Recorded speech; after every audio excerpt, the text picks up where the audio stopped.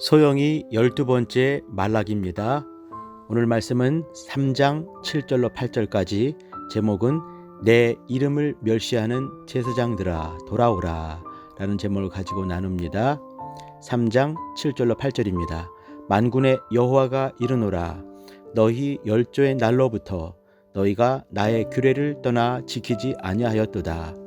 그런즉 내게로 돌아오라 하였더니 너희가 이르기를 우리가 어떻게 하여야 돌아가리까 하도다.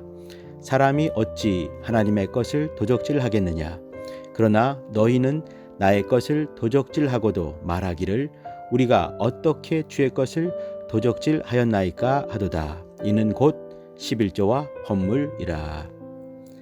만인 제사장 시대에 살고 있습니다. 모든 신자가 각각 하나님 앞에 나아가 예배하며 섬길 수 있는 은혜 시대, 교회 시대, 성령 시대라는 말입니다. 이때 중요한 것은 하나님을 향한 의심을 탈탈 털어버리고 하나님의 절대 주권을 무한 신뢰하며 주신 약속을 소망 중에 사모하는 우리의 신실한 모습입니다. 이는 지금을 사는 모든 크리스천에게 동일하게 적용됩니다. 우리는 왕 같은 제사장으로 하나님의 약속을 오래 참아 기다리면서 하나님의 이름을 멸시하지 말아야 합니다. 오늘 본문은 구약의 마지막 책인 말라기입니다. 말라기 1장 1절은 여호와께서 말라기로 이스라엘에게 말씀하신 경고라 하여 저자를 밝힙니다. 이때 히브리어 말라키는 나의 사자 곧 메신저라는 의미인데, 혹자는 이를 말라기야 곧 여호와의 사자의 단축형으로 보기도 합니다. 최근의 견해는 고유 명사로 봅니다. 말라기의 연대는 기원전 516년 제2성전 재건 이후 에스라와 느헤미야의 종교개혁 이전 시대로 생각합니다. 기원전 5세기입니다. 배경을 살펴봅니다. 바벨론 포로에서 돌아온 경건한 유다 공동체는 갖은 우여곡절을 겪으면서 수룹바벨 성전을 완공합니다. 솔로몬의 성전에 비하면 상당히 초라하지만 학개와 스가랴의 예언에 힘입어 소망을 놓치지 않았습니다. 그러나 인내는 쉽지 않습니다. 세월이 지나며 점차 하나님의 사랑과 언약을 의심하기 시작합니다. 비관주의와 회의주의가 백성들 사이에 팽배합니다. 예루살렘 성전에서 형식적인 종교 생활이 습관화되더니 급기야 제사장은 부패한 제사 드리기를 두려워하지 않습니다. 백성들까지 타락할 때 말라기가 활동하기 시작합니다.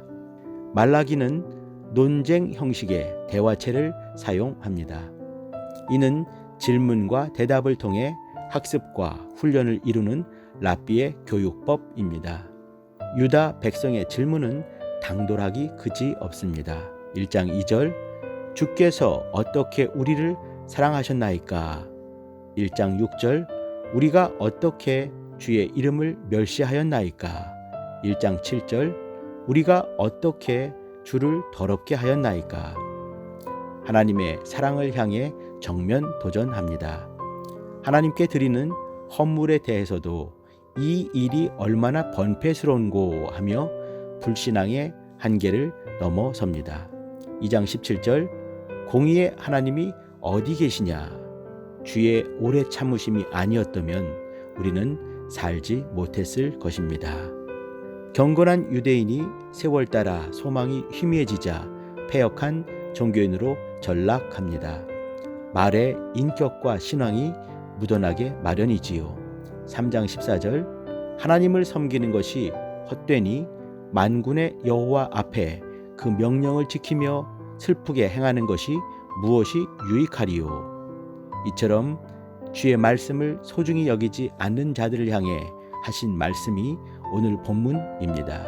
3장 7절 내게로 돌아오라. 그러면 나도 너희에게로 돌아가리라. 이때 주의하여 보세요. 너희가 돌아오면 내가 돌아가마라는 조건문이 아닙니다. 나는 이미 너희를 향해 있다. 너희는 속히 내게로 돌아오라 라는 간절한 요청입니다. 말라기 하면 생각나는 것은 11조와 헌물입니다.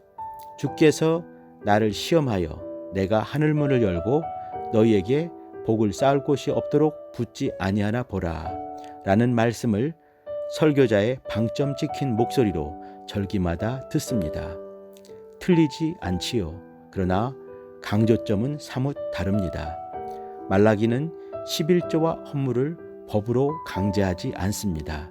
오히려 예배의 완성과 신앙의 온전함을 회복하는 증거로 강조합니다. 말라기의 핵심은 11조의 물질보다 돌이킴의 회개였습니다. 구약의 3종 11조를 살펴보며 마무리합니다. 첫째, 제사장을 위한 11조, 제사장의 생계를 책임지는 용도입니다. 둘째, 제사를 위한 11조, 신앙 공동체가 제사 후에 교제하며 먹는 용도입니다. 셋째, 구제를 위한 11조, 3년 주기로 가난한 사람을 섬기는 용도입니다. 이때 할 것인가 말 것인가 보다 어떤 용대로 사용할 것인가가 본질입니다. 제사장과 공동체와 약자를 위해 사용해야 옳습니다. 11조는 법의 영역보다 믿음의 영역입니다. 주께로 돌이키는 생활 신앙인 되게 우리를 도와주세요. 기도하십니다.